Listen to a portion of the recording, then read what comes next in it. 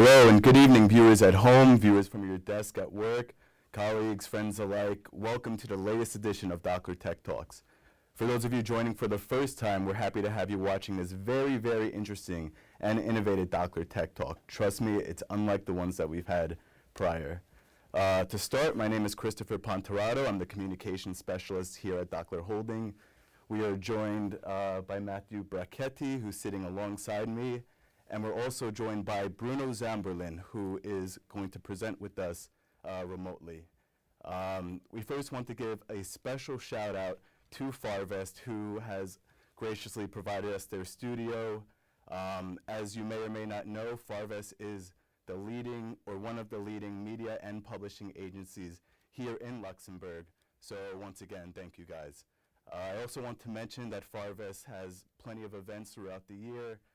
Whether it's in human resources, fintech, IT sectors. They just had an HR1 breakfast last week. They've done the European Finance Summit.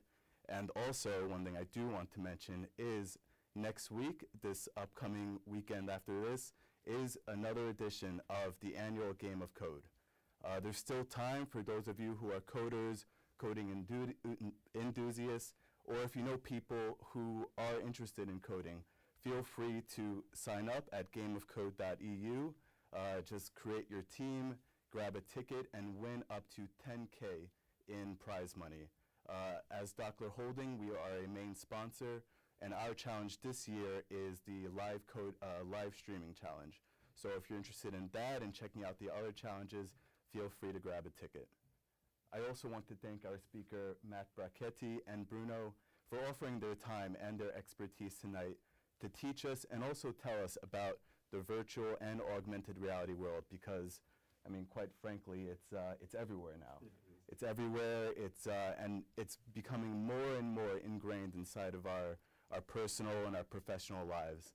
And I think that it's super important that regardless of your knowledge or your awareness of what virtual and augmented reality is, that we should all learn to figure out how it's working in modern industries, which companies are doing it, and what kind of things they're doing with it, and also just how it works in general. So I just want to give a quick reminder about how the event will go. We will have question and answer sessions after each speaker, but first with Matt, since he will be our first speaker, he's going to delve into both virtual and augmented reality. So about the time when we move into virtual augmented reality, we'll have a Q&A just for that section. Feel free to use the YouTube chat to write your questions, and then after that, we'll answer them and go into augmented reality, and Matthieu will then answer questions that you may have for that. After Matthieu finishes those, we'll go into Bruno, and he will give us his presentation remotely, and once he is finished as well, feel free to put your questions, and he will answer them via the YouTube chat. So, once again, thank you, Matt. And I think we want to start with a little teaser of something with your presentation. Little game too, yeah. Absolutely.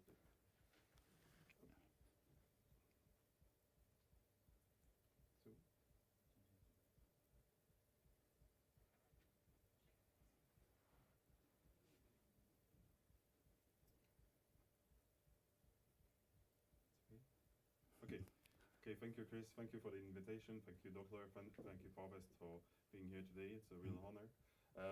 As I wanted to start my presentation, I wanted to start with a little game, and this game will last a few seconds. I will just ask everybody to scan this QR code that you see on your screen now. And the first one who can tell us what they see will wait for the answers. So do you? Yeah, so if you have your you could just turn your camera on your phone and then just switch to the QR option. And yeah, you just have with your camera off your phone, just scan this QR code. It will take 2 seconds. You'll have to click twice and tell us what you see.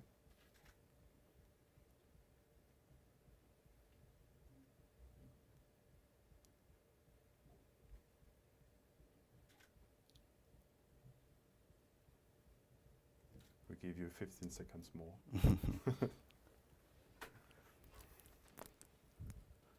All right, we're getting some answers. Oh. 5 more Good seconds, guys. Yeah. That's good then. All right, so I guess the first audience member who read it was Alex, and he guessed correctly. Okay, Tech ball. perfect. We're gonna see it anyway afterwards. Mm-hmm. Just need to show the slide. Thank you. Just a few words about our company, Virtual Ranges. We started this company a few years ago. We're a startup specialized in augmented reality, virtual reality, and we provide for the few last years services, and we provide those services on the market in Luxembourg, and now we're expanding in Europe. And I wanted to show you. Je ne vois pas. Merci. Yes, thank you. Just to tell you a few words about what's possible in virtual reality and augmented reality, we focus on 4 fields of activity. Training was the first one, then the experience, building more amazing experience in those with those technology, cultural aspect with museum, and also previewing building in VR. That's also a big field of activity that we're going to talk just afterwards. So basically, what's augmented virtual reality? Virtual reality, it's an headset you're going to put on your head, and once you put this headset on, you will be immersed in a 3D environment. So that's pretty much how it works. It's quite simple to use. Thanks. Yes. I wanted to show you those slides because I think that in magazine we see a lot of headset and we don't know what they can do and what's the possibilities. I just shown you. So the 3 at the top are the one more quality experience, I would say, that will allow you to see a high rendering in virtual reality. But you need to be plugged to a computer. The 2 from the bottom don't need any computers. There's Oculus and the Pico one, just standalone, and so you can basically put on your head and move around without any wire. So it's kind of crazy experience, Sure. to be honest. And I don't say that there's one better than the others. It depends on the use case and what you want to do with them. So, but I wanted to show you some project that we released and to give you some example of what's possible and what's already done in virtual reality. Virtual Rangers has been selected by the Minister of Economy and Innovation for a program to fight against COVID, and as we have quite a good expertise in training solution. We've been working a lot with several hospitals here in Luxembourg. So when they ask us what we could do to help the sector facing the COVID situation, we decided to create a pandemic pandemic simulator project, which we can see in a preview in a few seconds, and I'll comment it.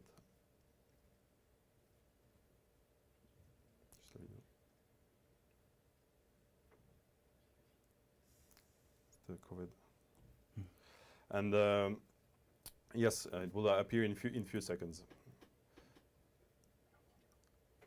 So yeah, it's quite a grand premiere because it's the first time that we're gonna show this video. Yeah. So it will last like a little one minute, and we'll show you the potential that you can have with virtual reality.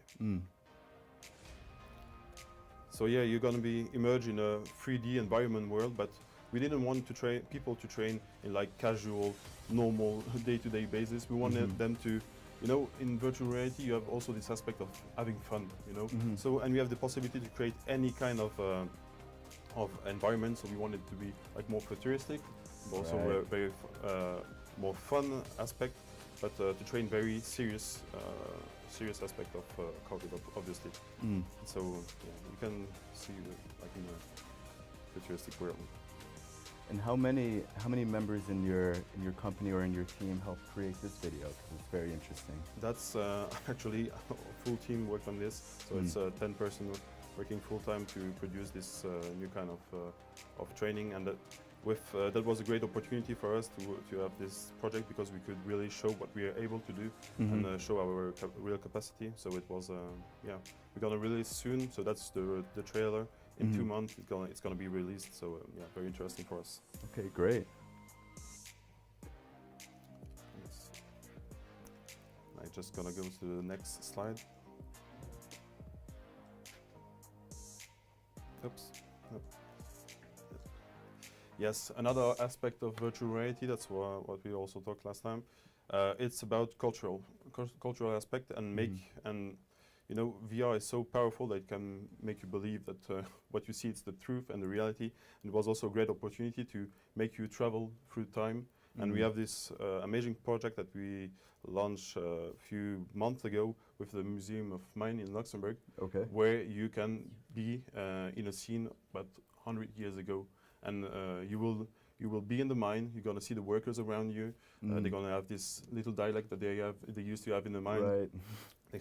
Was quite funny. You're gonna see some explosion, how they worked, and you're gonna also see that the mine is closer, smaller than it is now, because they were all digging with their hands. So it's very interesting to do this bump in the past 100 years ago. Sure, and I'd assume that you'd have to do, like, you guys would do a lot of research as well with this, because to get it to, one, look as correct as it is, and also have the correct information, you know, the dialect, as you mentioned, it must have taken, I don't know, to get it pinpoint perfect. It took almost 1 year to collect all the information, and we have this way of thinking. We never start development without having all the information. So we work with historians on this project, and we had a lot of information, and they were very picky on some details, but this is what made the quality in the end. So that's it was an amazing project, but a lot of concept, and we're going to talk after about how important it is to work on the concept.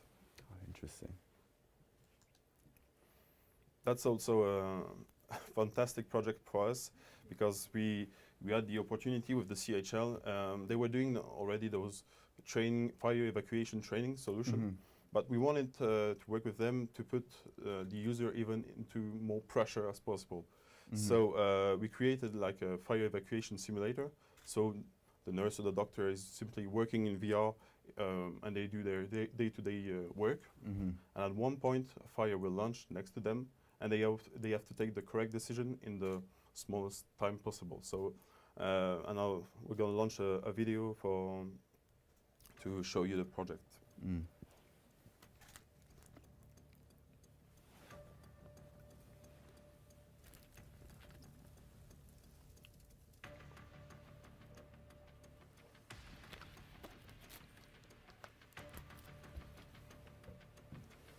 So yeah, you see it starts very slowly.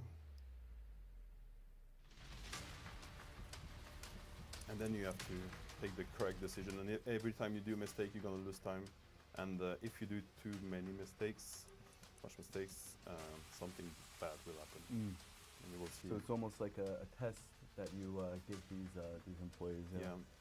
The idea was to know if you know the procedure correctly in high pressure mode. You know? Right. Yeah. So, and yeah, if you do too many mistakes, the hospitals start burning. So you have really real pressure. I would say it's the way of having pressure before real life. You know, it's the other ones. Right. Yeah. So the idea was to create a more realistic environment as possible. That's a fantastic project, and for those who follow us, it's a very special project, because we started 1 year and a half ago. It was very complex for me to talk about it. I even went on a pitch, and it was impossible for me to talk about this project because it's really complex. And the idea was to use the power of virtual reality, but not for training, not for entertaining, but for entertaining at such a level that it will reduce pain while you have severe treatment at the hospital. And that's a project that we launched again with CHL, and we have the support of the Fondation André Loche in Luxembourg, and they allow us to start and prototype the project and then develop it on several levels. And I just wanted to show you the idea of the project. Is that the kid will simply see a beautiful environment. We recreate in Luxembourg, we say the Rode Leeuw, it's the red lion, it's the national emblem of the country. And the Rode Leeuw will come to you and ask you to join him to do some adventures. So we'll be focusing on him and doing some quests, some flying with him, walking with him. And at certain point, everything you see in the helmet will be synchronized with what the treatment you're gonna receive on your shoulder, on your arm, so the story will really adapt in terms of the treatment you will receive. Sure, sure. And the idea was to reduce the pain as maximum as possible. And the first feedbacks are extremely positive.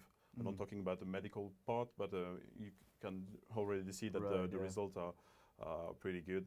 And that's fascinating. Yeah. Yeah, it's and I told you it was really complex for me to talk about it, because I'm not in the medical sector, but I was going with them, and I want to thank also Elsa Docarmo, as the director of the pediatry in CHL, who helped me and helped me go and achieve this goal with all those kids. So it's I'm 34 years old, and I think it's the best project of my life. Oh wow! No, it's really crazy, and you will definitely hear more about it in the coming month, because we don't want to stick to Luxembourg, but we're going to expand it to other countries too. So Sure, sure. So that means check out Virtual Rangers on their LinkedIn page, on Instagram, because they'll have very special content such as this, and then the other projects that you and your team are working on. Yeah. So sounds very nice. So that was the VR part. So maybe is there? Sure. Yeah. So as mentioned, we'll take some questions that you may have for VR. I'm checking now to see if everything. Before moving to augmented reality. Yeah. Before we move to augmented. All right. One question is, so how long were you working on this specific project, and did you need any licenses or anything like that to be able to propose it? So as we say, all the content that you saw and you will see tonight, everything is produced here in Luxembourg, and that's all the 3D environment.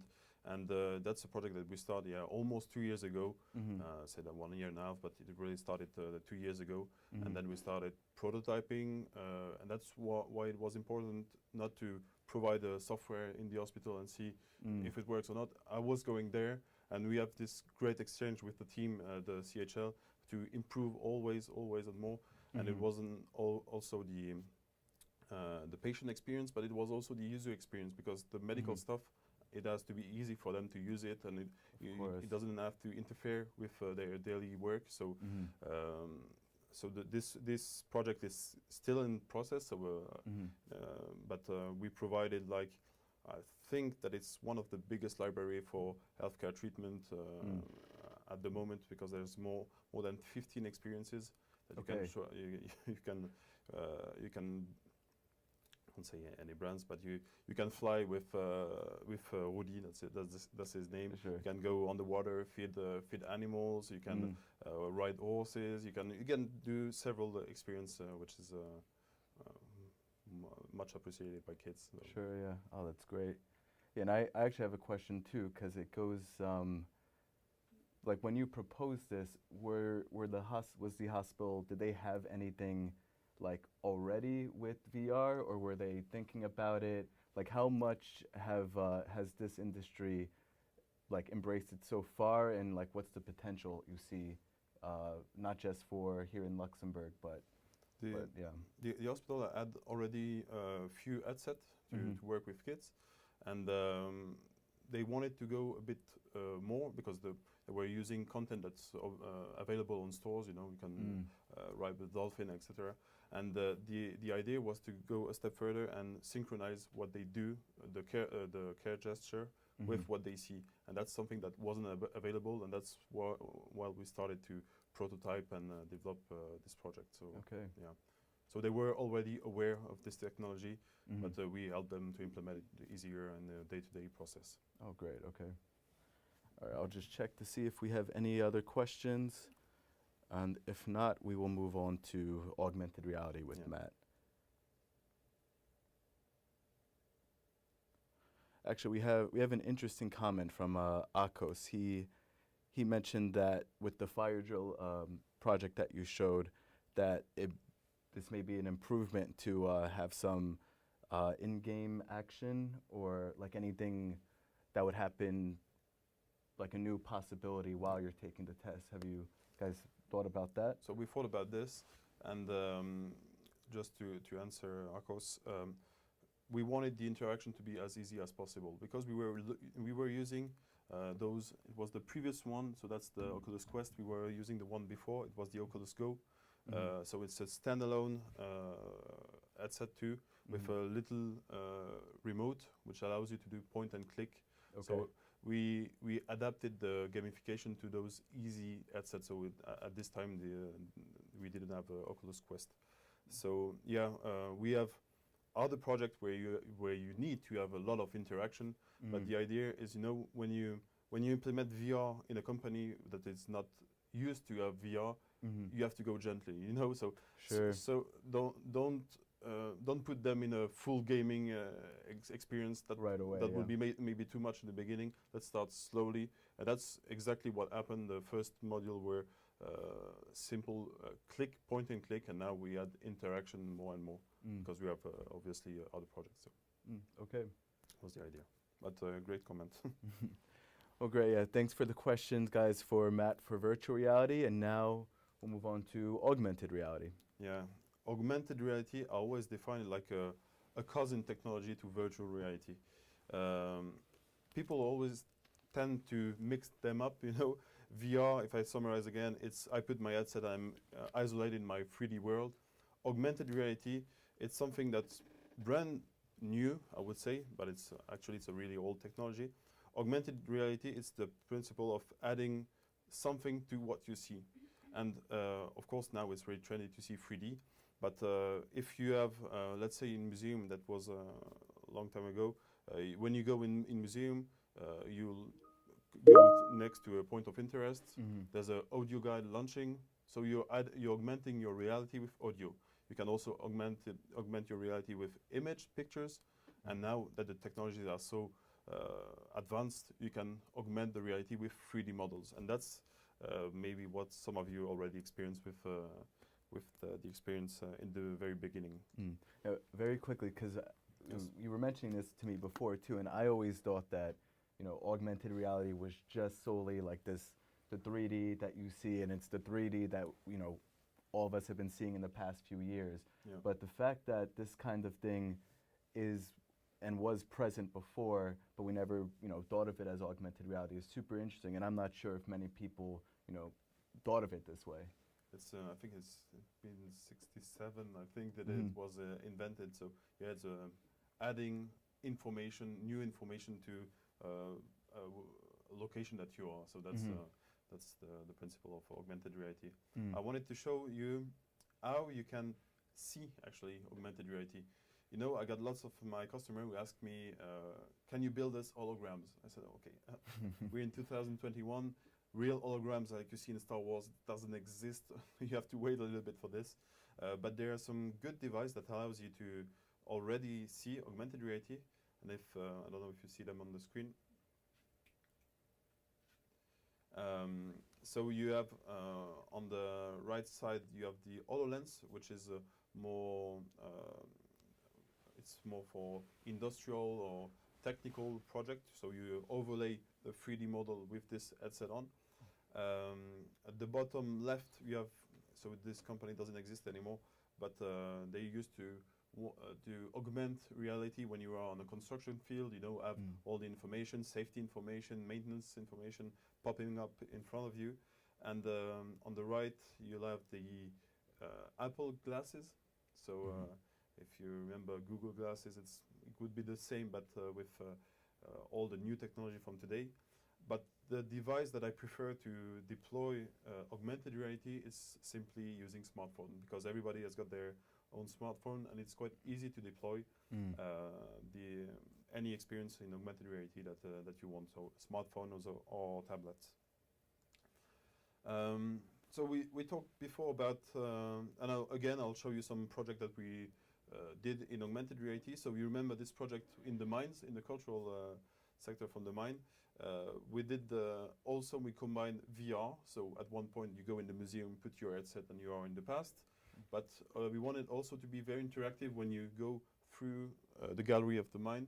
And we just installed some shapes of people. And then when you just scan them with your phone, you will see that people will take the dust that you have on their shoulder, come to you and ask you, how you are, and they talk about their job, what's very specific in their job. That was the idea. So bring them to life and talk to you like they were in the past, and show you how they worked also. So you will have some different hotspot in the mind, and it's a really fun experience. Another project, and we were really honored to work with Ducati, because I love motorcycles, and the idea was, the first idea was to create an hologram. So as I said, it's not possible. So I was just say it another way. It's very, very complex to produce hologram, and it's super expensive. And the idea was to deploy and to be able to see this bike, the new Ducati Monster, which was still in production, but they wanted to share this content to everybody. It was first of all in Benelux, and in a few weeks it's going to be expanded worldwide. So when you go on the Ducati page and AR experience, you can simply click on a link, and you will make this bike appear in your living room, in your kitchen, in your garage, anywhere, and you can turn around, change the colors, customize it. And go through several models. So it was like a very interesting way to communicate, and I think I saw a lot of brands who are now using this technology of augmented reality. I know that Decathlon, for example, they for their customer, you are able to have this bikes or this accessories for fitness. You can fit them in your house and see how they will look like. Actually.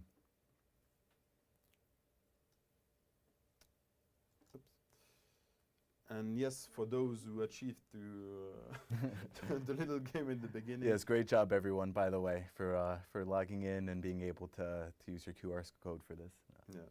So for those who didn't have time or maybe came a bit later, we wanted to provide a full AR experience using obviously the tech ball, and to preview it in 3D. So I'll just shoot a little video that we made yesterday afternoon. And the idea is to have a render of this tech ball table and see how it looks in 3D, and you can simply turn around. So just keep in mind the little QR code that you saw before, and you can relive this experience on iOS, on Android without any problems. And I have a very quick question. So how long, like when you guys work on this, how long does it take to create just something like this? Because it looked pretty detailed if you have like this table, and then I noticed that the individuals, they didn't look the same as I was going to say the word fabric, but like the features are different between the table and the individuals and the ball. So how was it? Even if it's a very design and stylish table, it's quickly recreatable in 3D. So our designer, it took I would say 3 or 4 hours to design this table close to reality, and then we had some characters because we use also some databases of 3D models. So that's what we just mixed it up and did this quick experience. Took a few hours to do it. It was like and as we use all the technology from Apple, ARKit, ARCore, from Google, these are solutions that's easily usable, that you can use easily. So it was very fast deployment for this experience. So only a few hours was okay. Nice.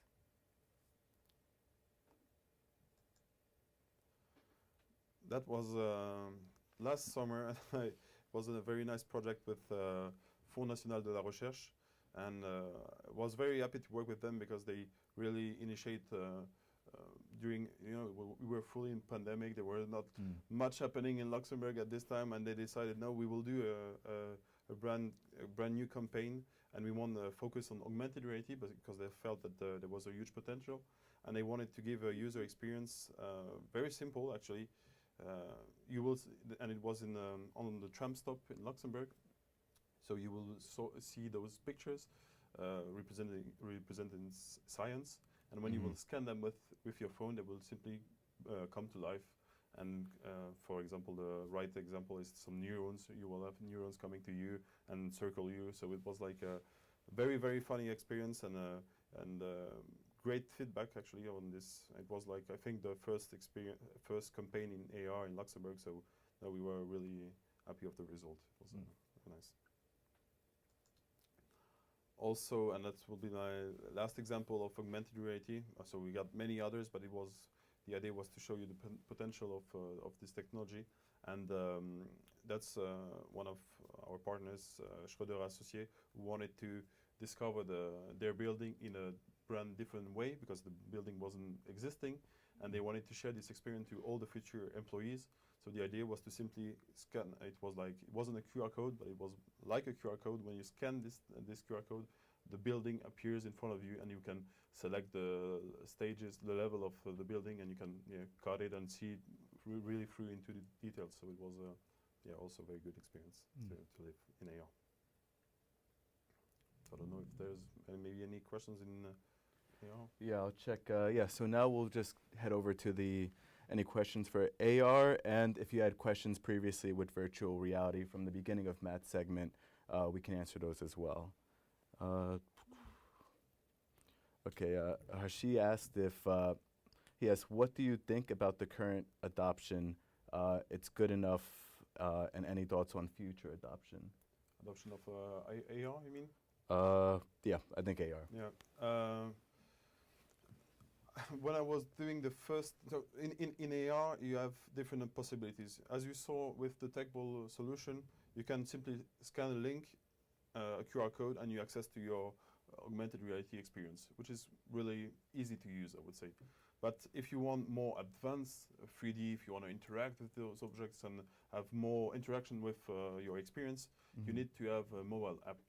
So that's always complex to ask people to download the app. You have to have a really crazy content to make sure that people will use it. But I would say that the adoption is really fast, and as Google and Apple are pushing a lot on those technology, even if you type, if you guys type Panda 3D in Google, you will see that you will have access to those technologies, and you can show a panda in your living room. It's like super easy. Type on Google. This technology has been really democratized a lot recently. Oh, nice. And with the coming of augmented glasses like Apple and Google, it will be very easy to use, much easier to use in the future. Oh, great. Okay. And I actually have it was a question that I remember we spoke about before the Tech Talk. It's something you mentioned with the possibility of like motion sickness if you're using these headsets. So if you can go over it again. Yeah, of course, and and that's terrible in my job because when I was first using headset, everybody was curious and say, "Oh wow, what's inside? I want to try it." And now, a lot of people come to me and say, "Oh, give me motion sickness. I don't want to try it." And that's complex because a lot of experience. Had some conception problems, and I always say that if you put the headset on and you feel motion sickness, it's not your problem. It's that in the conception of the experience, there's been some problems. So it's like when you go in a restaurant and you feel bad after a restaurant. It's like not your fault. Maybe the food wasn't good. So I apply the same principle, and it's the first rule, number one. When somebody uses your VR headset, you cannot allow and tolerate any motion sickness. It's impossible. So, but there are things that you avoid, and you have to avoid when you build such experience. And I can say it now because it's easy, because we done all those mistakes in the past. So we know that there are things that you must definitely not do to be sure that people don't feel those problems. Because imagine when you provide. We were doing training session in industries, banking, hospitals. We train more than 2,000 people in few months. You cannot tolerate that 50% of the people might have some nausea or motion sickness. It's impossible, because they will start saying that the experience was not good, and they missed completely the training. So so you have to make some compromise in your experience, and that's only we're able to talk about this because we can tell it honestly. We did some mistakes in the beginning that we know we'll never do it again. So I guess this, for any VR company or anyone who's creating VR, AR, this is something that just happens, when you're at the very beginning of trying to create your product, that like you must be aware that this kind of, motion sickness would happen. Absolutely. Okay, great. Well, anything else, Matthew? Uh, I will even I will even share, and it makes a perfect link to the rest of my presentation. I want to share with you guys our like expertise and what we did on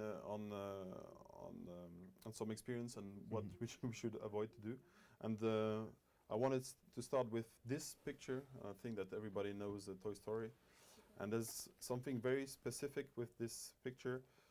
Toy Story was the first 3D animated movie. So it means that before this was animated, but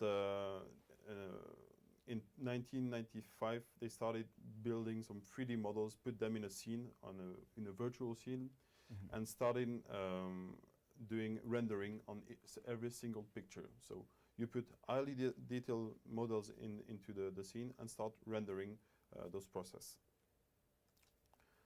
Also, I always do a comparison between those two pictures. On the left side we have Avatar, and on the right side we have Lara Croft, the famous video game that everybody knows. And when we talk about 3D, you know, there are several kind of 3D. That's not only one person doing 3D. There's how can I say? In movies, for example, you have this rendering capacities. So I will maybe skip to the next slide. It will be easier to explain. On the left side, you have the level of detail that you need to have on a movie scene. So you create high quality 3D models. You put a lot of them. It counts millions of polygons. So very heavy scene, and it's already complex to do it, but you render it and you send it to farms rendering, and you end up with a movie in the end. In video games, it's completely different, because you have many ways of living your experience. It's not watching the movie. You can do whatever you want in the limit that's around you. So for this, you cannot have eye rendering models in 3D, because you're gonna have performance problem. And to solve this problem, we see on the right side of the picture. So the beautiful Lara Croft that we saw before looks more like this in 3D. So it's another technique, and you will need to work the texturing and do it the more realistic possible to compensate this lack of polygon.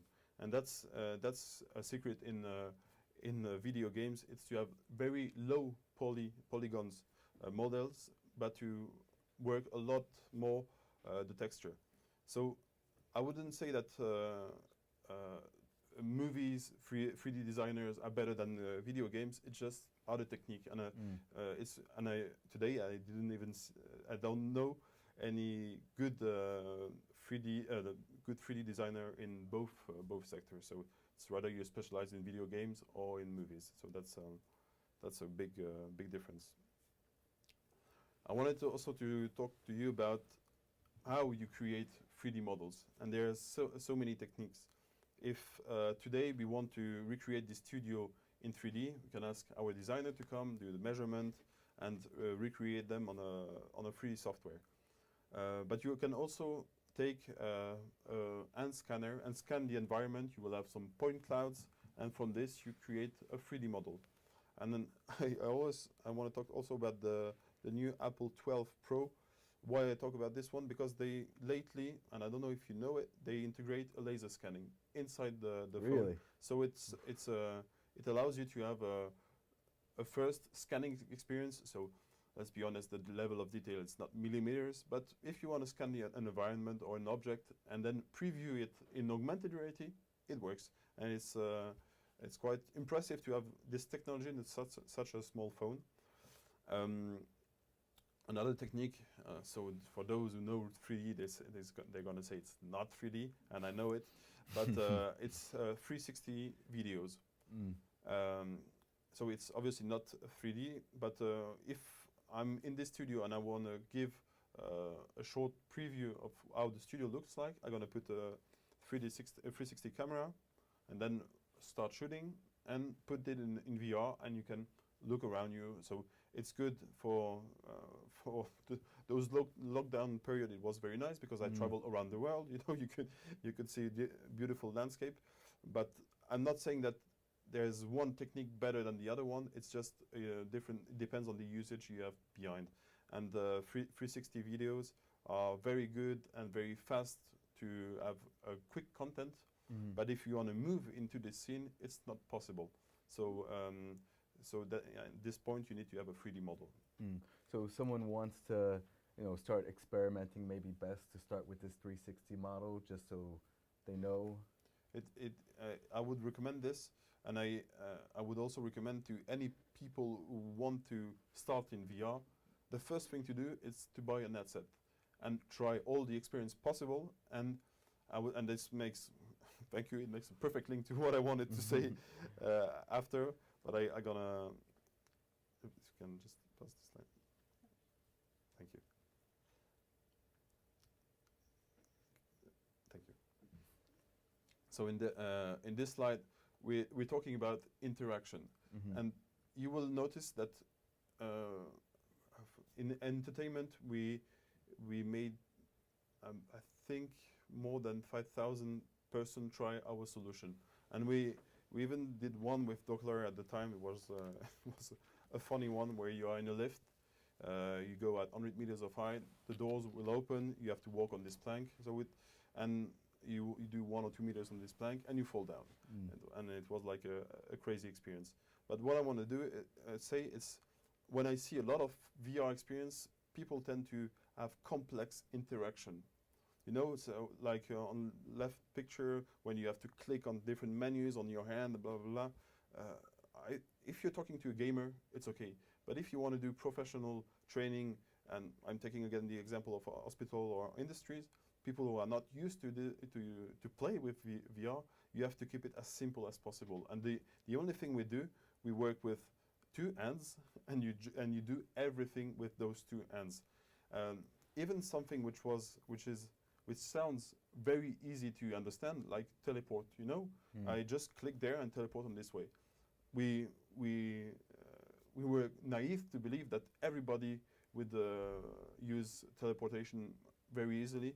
Actually, it's more complex than we think, but because not everybody is used to be in a 3D world, so it's sometimes hard to project themselves. And I saw so many cases that you put them in a room and they teleport, and they will always be stuck in a corner or things like this. So it's really complex. So in every of our professional solution, we stick to those 2 hands that you have in your hand, and you do experience in the radius of around you. So I would say 1 meter, 1 meter 30 or 50 maximum. And to answer your question from before, the user experience, it's I would say it's the most important thing in VR. You can have the best developer in the world, you can have the best graphic designer in the world. If you don't think correctly the user experience, it's very complex to have a good experience. And I would also mention that when you're building a user experience for mobile device, I'm not saying it's easy, but at least you are sure when you have your mobile phone that people will at least click somewhere on this screen, you know. Right. But when you are in VR, it's much more complex to think what they will be able to do, because in VR you're able to go anywhere you want. You can go do whatever you want, and if there's a scene launching on your left and you prefer to play with the cat on the right, you know, you cannot avoid this. People do what they want in VR, so you have to think every kind of and every type of scenarios to be sure that they don't miss anything, and they live and that everybody lives the same experience, and they reach the goal that you want. So and how long does it take to come up with all of the possibilities and make sure that you have every, because could be infinite, It could be infinite, but there's some way in your scenarios to avoid and to be sure that people don't have access at content at certain point, or to limitate on or simply not modelize what's behind you, because if you build something beautiful and something very strange in VR, when people put their headset on, the first reflex they have, they look behind. Don't ask me why. It's always like this. Interesting. Okay. It's the first reflex. So that's why when you build a VR experience and there's nothing to do behind, just show nothing. Dark, no, but to be sure that nobody stick and watch what's behind. And yeah. Oh wow. So yeah, so thinking about all this scenario, and it's the key, and I would say without doing a game design document. So that's what we do when we start a project. We think about the lighting, about the experience. It's like a full game design where everything is written down and you see all the possibilities, and then after this you start developing. That's how we do. So it's a good way to be also to match with your customer need also, and then after you launch the production. So yeah, just to give you an idea, for light experience, I would say quick experience, it's between 25 and 50 pages of game design document. And that's a lot. Yeah, it's a lot, and with diagrams and everything that you can see on the picture. And for bigger project, we can go between 200 and 300 pages, where you need everything to be mentioned in it. Otherwise, you will have problem at the end of the experience. So it's and as if guys want to launch in VR, it's such new. So you don't have this many years of background of people using it professionally. So yeah, it's exciting. It's super exciting because every day is new, and yeah, that's. Oh, not bad. Yes, and that's. Yes, that's it. Okay, great. Thanks, Matt. We'll see if there's any more questions for Matt here from Virtual Rangers. Yeah, we have a few comments.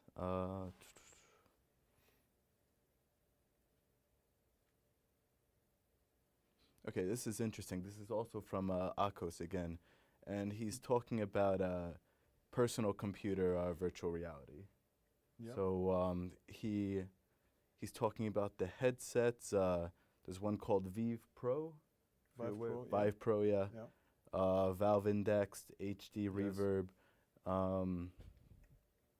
And it looks like he's speaking about the price. So, I mean, how do you feel about the pricing? Like, if we're getting more and more of these, newer technologies, will the price keep staying super high, or what do you think? No, first of all, thank you, Akos, for your knowledge in VR. And I didn't talk about all the headsets on the market, obviously, because there's so many of them, but I wanted to use the most common one. But the prices, if I have to talk about the range of prices, few hundred euros, you can have already a standalone headset. So, and our idea, and you have much more expensive headset, like 1,100, 1,200, and where you need a computer behind. So, it's not light computers, it's heavy computers.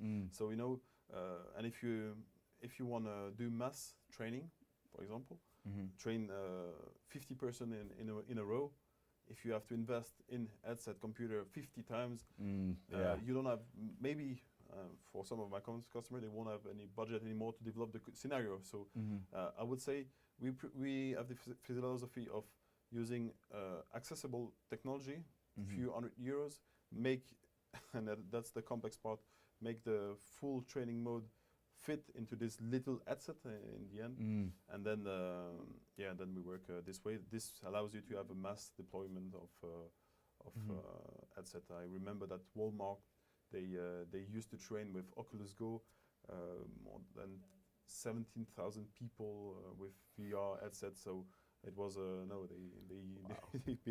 they've done well in VR training. Sure, yeah. But the cost is it will improve, and it will. But I think we will still stay in those range of 300, 400 euros for VR standalone headset, and 800 to 1,500 to for more complex headset that needs a wire to be plugged on your computer. I see. Okay. That's a range of price, I would say. It doesn't count every headset. I know there are some much more expensive than this, but if I have to stay in a good average, I would say this. Yeah. All right, okay. And we have one last question. It's from Evgeny, and he's asking, and I think it's a pretty good question, what skills do you need to be a good VR developer? So if you want to be a good VR developer, the first skill you need to have is to get yourself whatever headset you want, and to, as I said before, try every experience possible in the market to see all the interaction. But that's not enough. Before starting, what you need to do is just put the headset on your friends, kids, grandma, grandpa, to see how people will react and how it's and how do they respond to those VR experience. That's the first thing to do, and it will give you a huge user experience. Mm-hmm. And with this user experience, rather you're a more techie guy and you more on the developer side, just and there are two beautiful platforms, and I know there are some default, of course, but if you work with Unity or Unreal, it will give you easy access to those technology, really easy. And I'm not saying that, again, Unity is better than Unreal. I know that it's a big fight between those two. I'm not saying this. Just take the one you are the most that's the more user friendly for you. That's the way. And if you want to start building 3D, that's a skill. If you don't have the vision in 3D, that's very complex. So if you want to try, just download the 3D software. That's Blender. It's free, open source, and you can. It's not easy to manipulate in the beginning, but there's so much tutorial on the web that will help you to create 3D part, little development, and then with a great user experience, you can already start your first VR experience. And if you want to skip the 3D part, you mentioned it before, just use a 360 camera, and yeah, you will have access to those content. Okay, interesting. And I actually have one more question. So, what do you see happening with VR, AR in, let's say, I don't know, next 2 to 3 years? Because it seems, and we were mentioning this before, that, this is all, come into our lives in the last 10 years or so, and, just in a snap, it's, with the examples that you were showing, we see it on billboards, we see it, wherever we look for it. So, I mean, what's going to happen next? I'm not good in prediction, but I can guess already, and that's what will happen. I think 90% of the chance it will happen. We have this. No, it's not a fight, but it's a comparison between augmented reality and virtual reality, and what's already. So there's some solution on the market coming in, but it's going to called. There's many definitions of this. It's the mixed reality. It's something that will combine good immersion in the world with overlaying. I would say, you go in a city, you just overlay and you change the decor. How you say it? I'm forgetting now. Yeah, you just change the environment around you. Okay. And so that will be the next step. It will be mixed reality. So we're really mixing what's existing, overlaying with some full new information, and being merged in other worlds. But that's mixed reality. But before this, we need to wait that AR glasses come back to the market again. So it will. I think we have to wait until 2023 to have AR glasses, and VR headset will improve, and that in 2 or 3 years they're gonna maybe have a technology that's gonna merge and be something that can be used and easily and produce content easily. That's the idea. And do you think if they do these mixed reality glasses, would that make the VR and AR, the VR one obsolete compared to this, or would the VR still have its perks that would be better? I think in the 5 to 10 coming years, this won't exist anymore. It will be something lighter. So it's part of the process. Technology evolves so quickly, and it will evolve, but you will still maybe have something to put on your head, or even lenses. There's Sure. So there's this famous TV show that if you look at Black Mirror, they will show you everything that can happen with those technologies. So yeah. Oh, very, very fascinating. Wow. Thank you, Matt. Thank you, Chris. I'll see one last time if anyone has any other questions for Matt.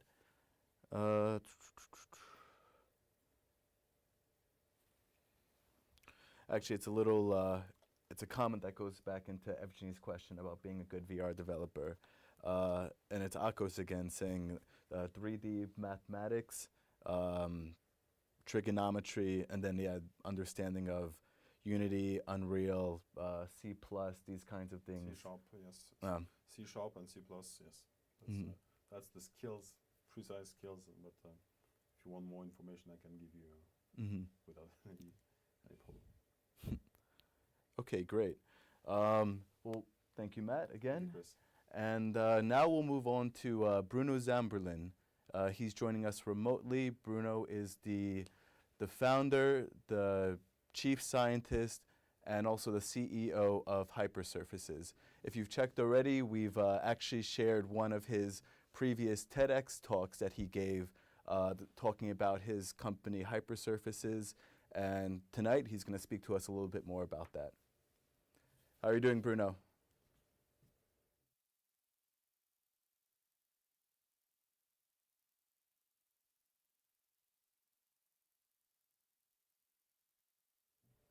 Okay, great. All right, so while we wait, we can give a little more into, I think there was actually one more question here. We have 1 minute, so yeah. Let's go for the last question. And this is going to, I can't see the username, but it goes into what's going to happen into the future. So what's going to be preferred, hand tracking or controllers? Oh, very, very good question. And actually, this headset that you can, and it's very, very, very good question, because this headset that you see standalone, it has controllers, so and what we do when we build a VR experience, we just ask people to click on trigger. It's the maximum interaction that we ask to people with no expertise in VR. But with this headset, you can already take them off, and you have this hand tracking, which was, when I first saw this hand tracking, I was like, okay, it will be like a toy, it won't work. But actually, it's really impressive. You don't need your remotes, you see your hands, and you can grab objects. It's like really fluid and intuitive, and that's obviously, and that's very good. That's why I said it's a very good question, because even in few months or in the few coming years, this controller will totally disappear. 100% sure. Yeah. And then someone also commented haptic gloves. Is that something? Haptic gloves, yes. So the first haptic glove I saw was maybe 10 years ago. I would say I'm always thinking about mass development, mass deployment. These haptic gloves, they're on the, so maybe correct me if I'm wrong, but on the market there's no really final product release. So it's still in prototyping, and these haptic gloves, they react with they have sensors, so if you grab an object in the scene, you will have really the feeling of grabbing an object. Wow. So it's totally crazy, and I tried some, but it's heavy installation, and when we were doing mass training, you were using your headset, 15 minutes, you put product on it to make it clean, and then you pass it to the next person. If you have to install gloves for 3 or 4 minutes, and then it's not automatically compatible, and the idea, and it's still quite expensive.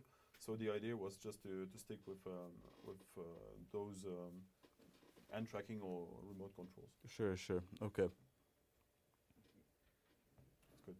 All right. So now we'll head into Bruno. As I mentioned, he is the CEO, chief scientist, and founder of Hypersurfaces. Bruno, can you hear us? Yes, very well. Can you hear me?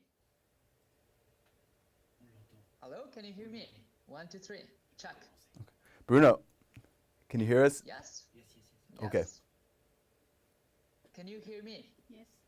Okay, perfect. Can you go? Okay, so Bruno is, as I mentioned, works for Hypersurfaces. He had previously spoken at many events, including the TEDx talk that I had mentioned, and now he'll give us his presentation on Hypersurfaces. Yes, can you hear me okay? Say yes. Yes. Yes, all right, fantastic. So thank you for having me here. So it's a pleasure to show Hypersurfaces to you. our our company is also, does a technology which is very much related to VR and AR, as long as many other things. It is not an application, it is a technology. What we do is that we literally basically transform smart devices that have a microphone into what we call context-aware devices that are capable of understanding the surround they are situated in. So I'm going to show a couple of slides just to help a little bit with this narrative. Can you hear my? Can you see my slide? Okay. Say yes. Yes. All right. So we're a startup based in London, and we promise nothing less than sentient AI. So literally, we transform ordinary surfaces and objects and devices such as a smartphone or a watch into context-aware sentient objects which are capable of understanding any number of complex events that happen around them. And these ordinary objects are augmented with a sort of understanding of what happens around them. And we call these objects and devices hypersurfaces, which is the name of our company. So we believe that our product can open up entirely new paradigms for consumer experiences where devices and objects around us are seamlessly integrated, and where devices and objects become aware of the actions that we perform, our behaviors, our context, and are capable of adapting and responding accordingly. So really helping, basically embedding smart devices into our daily lives in a much more seamless way. And if we think a little bit about just smartphones in this example, but it could be anything really, they came with like more and more sensors. They started just as a, telephony effectively, and then they added cameras and then plenty of other sensors. Well, what we believe is the next step is to actually being able to use these sensors to actually understand what they are sensing. So moving from mere sensing to understanding effectively. So how does it work? So what is Hypersurfaces? How does it work? So our technology effectively transforms any inexpensive time series sensor, such as an accelerometer or a microphone, like the one you already have in your phone, into sophisticated AI agents, which are capable of understanding their surroundings. And we achieve this by delivering context awareness at 3 different levels. So the first level, we have the events, which are basically actions that happen within a fraction of a second. For example, I place my phone on a table, I open a can of soda, I boil some water at home, whatever lasts just a fraction of a second, we call it an event. And then the amalgamation of these events over time are what we call the activities. And we are capable of detecting, for example, that you're washing dishes, that you're cooking, that you're having a walk, or these kind of things, because we detect the events that comprise these activities, and then say with greater accuracy what activity you are engaged in. And similarly for scenes, we can see that what the most likely scene is, because we know how to detect the activities. So different activities combined provide a scene. So just a little bit technical, and then I'm going to talk a little bit about like why we do this and how to use it really. But like just to go a little bit technical, because I think it's interesting for the if in the audience there are coders or kind of scientists. Here is a waveform. Okay, it's an example of what context awareness actually can look like. So here we see an ordinary microphone sensor from a surface, an object or device in a kitchen. So imagine I'm in the kitchen and I leave my phone there. Within this scene, there are multiple activities occurring, and within each activity, there are multiple events. So our AI transforms this ordinary sensor, like a microphone in your smartphone, in one that is actually capable of understanding the events of frying, in this case, or shaking a pan, empty a pan. And from this, it's able to understand the activity of cooking. And in the same way, by detecting the events of placed cutlery and placed dishes, is also capable of detecting the next activity of laying the table. And overall, this information is combined to build an incredibly robust picture of the scene of getting ready to eat. Okay. So imagine now the object of device moves to a new location, or there are other surfaces, objects, devices with similar information. So by building a picture over time of the events, activities, and scenes, our AI provides this incredibly comprehensive understanding of the overall context, allowing ordinary surfaces, objects, devices to continue to seamlessly integrate with entirely new consumer experiences. And we do this on the edge, so that's quite interesting as well. So imagine something happens in the real world. This is actually sensed by a sensor. Imagine a microphone, but if it's you're moving, then it might be the accelerometer. It's the same thing, and then this is actually sensed by the sensor. Well, our AI reads this signal or listen to the microphone, for example, and then he analyzes this signal, and then it detects if there are kind of events and activity and scenes that he knows. And then this information can become accessible via SDK level, basically, to developers or used in the operative system of the phone itself. So we don't take care of that part. We only take care of the AI that actually transforms effectively this signal or multiple signals into information, into the information of the awareness about the context that you are within. And because of this reason, we don't share any data. The beauty of this is that we designed our algorithms to operate on the edge. So no data is ever recorded or stored even, and instead all processing happens locally, with our algorithms only ever seeing just milliseconds of audio and without the need to send any private sensor signals to the cloud. And it can also, run on practically any smart device or independently on inexpensive chipsets as well. So it can also run on, on a standalone application effectively.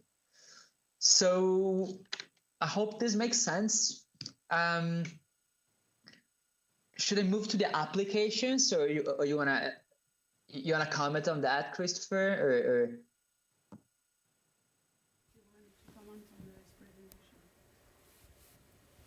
Sorry. Yeah. Can you hear me okay? Mm-hmm. Bruno, can you hear us? Yes, I can now, yes. Yeah, all good. You can continue so far. All right, okay. And I just want to check that everything was clear and made sense. So why are we doing this? Why is context awareness? Why we believe context awareness is it's the future of smart devices in so many ways. So there are so many things you can use this for. So we did projects effectively for appliances, for example, that kind of know what's going on and kind of act in the right way in the right time. Smart cities, automotive sector. So imagine like your car actually knows, for example, based on the vibration or of you touching on the steering wheel, it knows that you touch your steering wheel, and therefore you can replace buttons and switches. So this kind of like basic kind of level of use of this technology. But really, like, I guess that what I want to be probably the focus of this talk is actually on the biggest of these all opportunities, which is literally the next generation of smart devices. So let's imagine how this technology can reshape effectively the next generation of smartphones and smart speakers and smart watches, all that, which can now become context aware, and therefore they can become capable of responding and adapting to ourselves, intervening at the right time and in the right way. So how does it look like? Well, imagine that now, I'm calling you from home. Imagine that I'm in my house. Imagine that I'm having a dinner, for example, a dinner party. I invited some guests over. Well, now, I can ask to a voice assistant to pre-select my favorite dinner party music playlist for me, and perhaps even set up the lights accordingly because it knows that I'm having a dinner party. Or the very same happens if it knows that I'm trying to focus and to work, for example. So it might try different music and lights and block any advertisement or any notification that is not work. Or imagine the idea of mindful notifications. So I am at the cinema, I am in a classroom, and sure, my devices already know that I am there because of the GPS, but now he actually knows if I'm queuing for popcorns or if the movie actually started or the lesson in a classroom actually started. And if so, the devices might decide to mute all the notifications and choose to notify me at the end of the movie or at the end of the class, for example, or say that it knows that I started cooking and it sends a message to my partner, to let her know that she should be home in half an hour or so, or I'm about to enter the metro and it knows, for example, in London there is no internet connection on the underground, so it might know that it might want to download some news or the book I'm reading just before it's going to be offline. So there are many use cases, like I'm not even mentioning the use cases that are actually covered by kind of confidentiality agreements, but the whole idea here is that effectively it's like all the companies want to provide a more seamless integration of smart devices into our lives, and in order to do that, the phones and the devices need to have some awareness effectively of what is going on effectively around them. So I want to show a couple of things really without taking too long. I wanted to show a demo. So there are a couple of things here that I could show really. So I'm gonna show first of all probably just a little demo here. I'm just gonna talk you through, which is effectively okay, so here you see, it's really like a fresh out of the oven. Can you see my video of someone typing on a keyboard? Here you see, it's really like a fresh out of the oven. Can you see video? Yes. Mm-hmm. Here you see, okay. I assume you can see it. So here, yeah. So here you see basically someone typing on a keyboard, and then you see our a version effectively of our app where the AI is effectively understanding that this person is working effectively in the home office. And the same, happens. So this demo shows like a few activities. So the same person now is cooking, for example, and the AI is trying to understand what the scene is, what the activity is, and what the event is, So here, for example, is a little bit confused, but actually quite sure that it's frying food. But then because of that, it's actually saying that it's cooking and the scene is kitchen. And now this person started talking, so he knows that he's talking.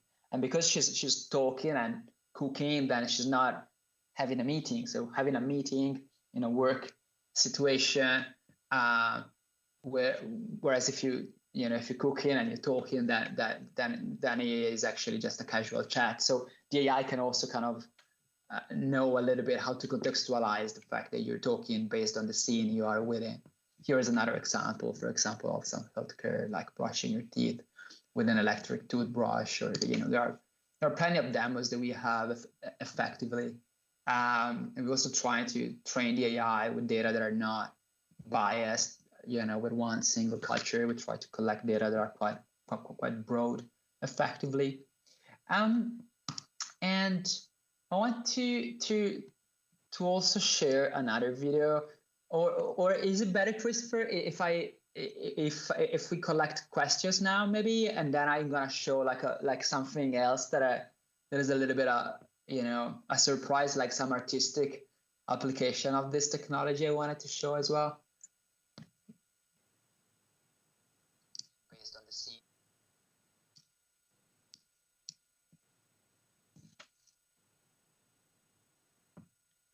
Hello?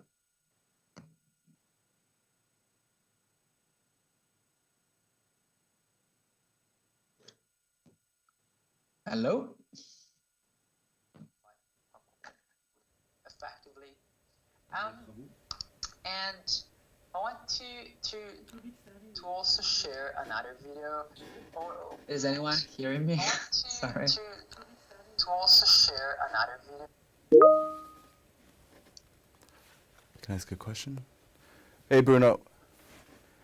Hey, so I was wondering, because we were looking at the last two videos you were showing of people using this like in their own homes. There was the one in the bathroom, and the first question I have is, how is this becoming more helpful for people during the ongoing pandemic? This kind of technology and sentience, because it's it looks like it can be a game changer, I'd say.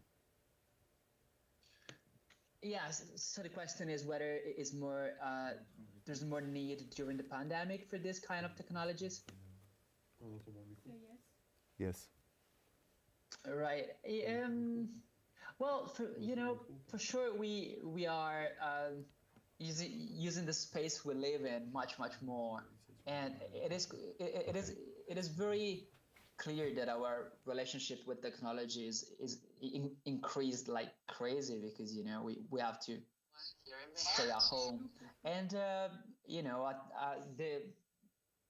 simpler version of this technology, I guess, could be the GPS, right? Like knowing where you are in, but clearly, like now that we're working and partying and cooking and whatever, like we're doing everything in the same physical place, like it's completely useless to have the GPS, because you're always in the same place, and you actually have like so many different places in the same location. So in literature, we call a place a space that holds some affordance. So, for example, my working table has the affordances of letting me having a work meeting or typing on a keyboard, whereas perhaps the same table can actually have the affordance of letting me eat if I just cooked. So, like the relationship between space and place is getting really mixed now. All right, thanks, Bruno. And another question, and it goes to one that I had asked Matthieu here. Where do you see the sentience coming, or what's going to happen with it in the next few years? Because as I mentioned, this kind of technology, the amount of people interested, even the funding, these things are kind of growing more and more. So, what do you expect to happen?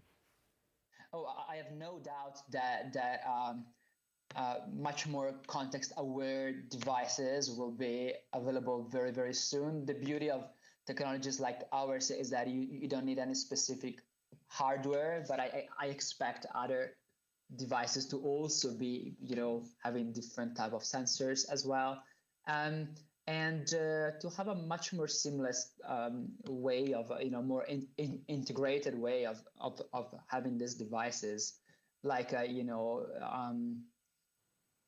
can be very alienating right now, to have to remember to do things, remember to also always access to the touch screen and to look at the notifications and like this idea of actually just having the support that you need when you need, I think, is what like many companies are trying to go to. So even if you think about smart speakers companies or like music streaming companies, like they really wanted you to have access to the music you like, for example, like at the right time, in the right way, the right mood, the right genre. It has been like a phantasm, like a dream for so long, and now it's actually possible, So they're all trying to remove that kind of friction between when you enjoy some piece of technology and the moment you have to set it up effectively.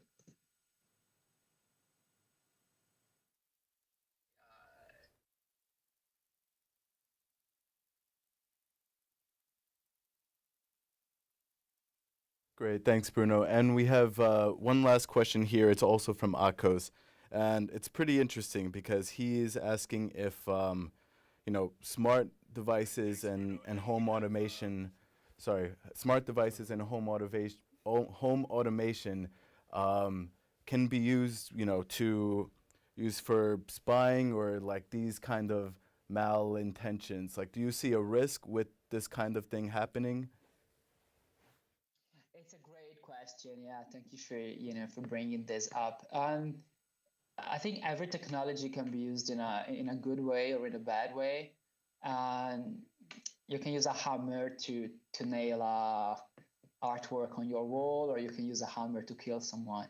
And so the way I think the regulations will happen, the way like the companies will use any type of technology. It can be CCTV camera based, it can be audio based, it can be GPS based. Can be used in a in a way that the user is fully aware of what they're doing or not. And we can extend, of course, this conversation to any kind of technology, AI in particular, I would say.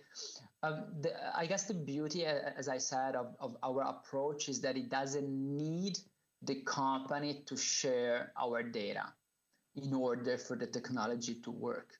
So that is, I think, is a necessary but not sufficient um, feature of this technology in order to respect privacy. So the fact that our technology works on the edge, doesn't record audio, doesn't stream audio, doesn't have to share anything with the cloud, effectively doesn't even need an internet connection at all. This means that that the company that uses this technology doesn't have to violate privacy. Then whether what they decide to do with the outcomes of this application is completely up to the designers. In a way, it's like saying, we are inventing a camera, and you can use this camera to spy people or to take a selfie.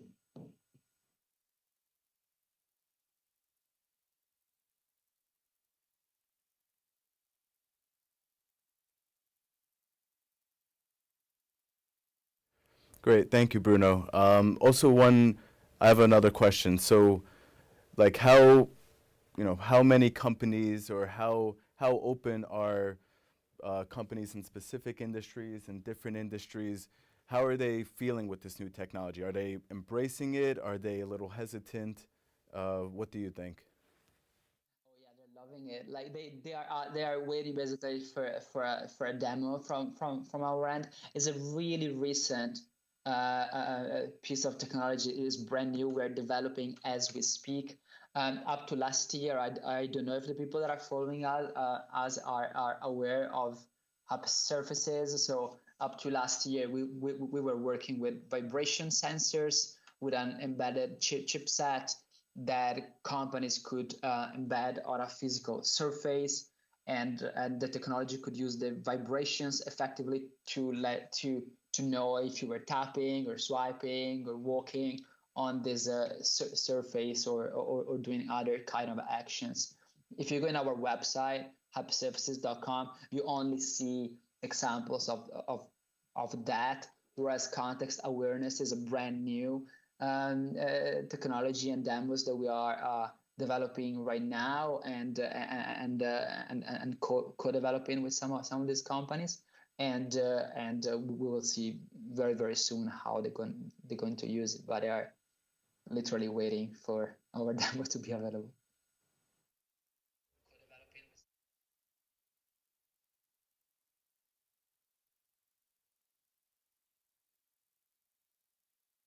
Okay, great. Thank you, Bruno. Let me check one last time and see if we have any further questions. No. All right. Well, that wraps up Bruno's presentation.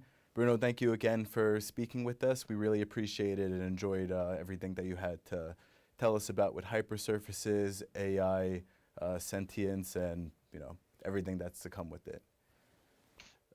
We'd just like Cheers, to say thank you again to all of our speakers. Matt, thank you for coming here in person. Bruno from London, we appreciate you signing in and speaking with us. I just want to also give a thanks to the Farvest team. And lastly, I do want to say we will be having our next Tech Talk at the end of April. The theme for this one is UX design. We'll keep it a secret for who our speakers are, but stay tuned next week and you'll be sure to see it on our social media, on our Instagram, Facebook, LinkedIn. Speaking of social media, definitely follow Virtual Rangers, follow Hypersurfaces, and stay informed with all of that's happening in virtual, augmented reality, and AI.